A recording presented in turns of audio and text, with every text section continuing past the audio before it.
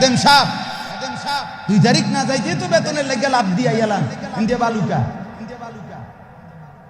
বুঝেন নাই? 2 তারিখ মানে ধমকের চোটে, কারণ উনি যে কমিটি,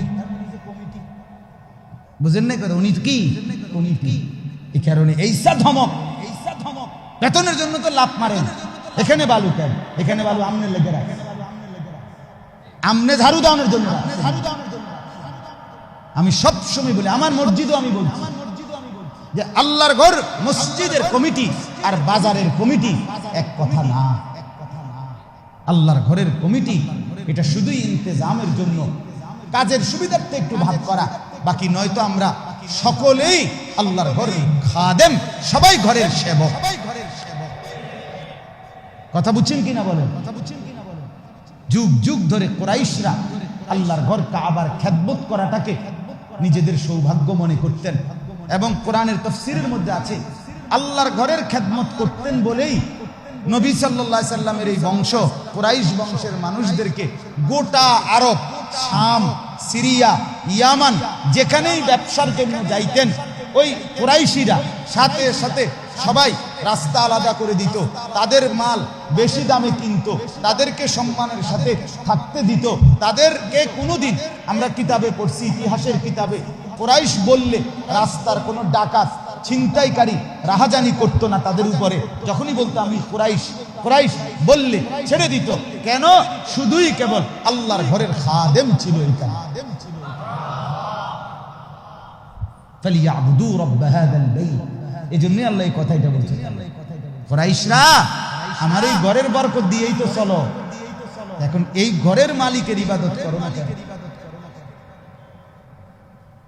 এজন্য এটা খেয়াল করবে, আল্লাহর ঘরের কদর, ইমামের কদর, মুয়াজ্জিনের কদর সর্বদিকে।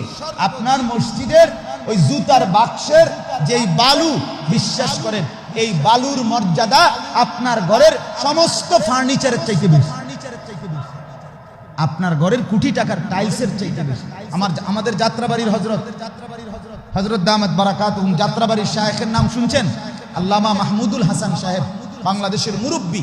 যাত্রাবাড়ির হযরত বলেন যে ভাই বলেন তো, হযরতের এটা বয়ান, হযরত বলেন ভাই বলেন আপনার খাটে আপনি বিছনার চাদর বিছাইছেন সুন্দর করে, এইখানে একজন লোক তার জুতাটা এভাবে নিয়ে মনে করেন খাটের এই মাথা থেকে ওই মাথা আসা যাওয়া করে, আপনার কাছে খুব ভালো লাগবে তো? কথা বলেন না কেন? আপনি এটা পছন্দ করবেন তো? হযরত বলেন আল্লাহর ঘরের মেঝে এটা, আল্লাহর ঘর এটা, মসজিদ এটা কার ঘর?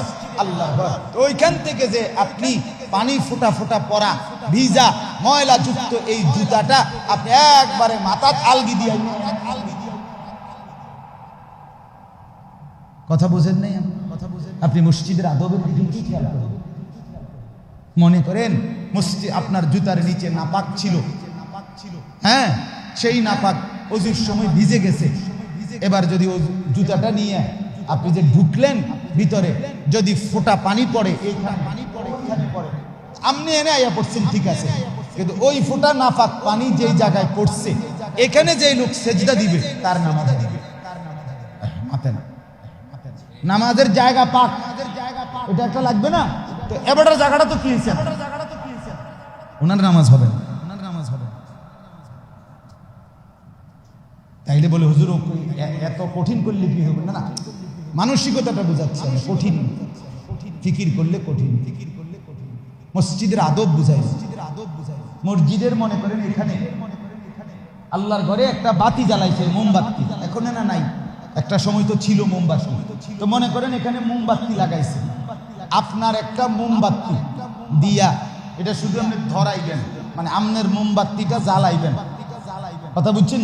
তো এই মোমবাতির কোনো কাঠিও গেছে না, আর এই মোমবাতির কোনো ক্ষতি হয়েছে না, এটা তো এটা তালে চলে, জ্বলতেছে। আমি শুধু একটু কি নিছি, ওলামায়ে কেরাম বলেন, ফুকাহায়ে কেরাম বলেন এটাও নাজায়েজ, এটা মসজিদের মোমবাতি, অধিকার নাই, বুঝছেন? মসজিদের ট্যাপের পানি দিয়ে আপনি মোটরসাইকেল দৌড়, আপনি কোন জায়গার মাতবর? কথা বলেন না কেন? কথা বোঝেন নাই আপনি? মসজিদের পানি দিয়ে আমরা কি দোয় ওটার মোটরসাইকেল কমিটির বাতি দেন বুঝেন না?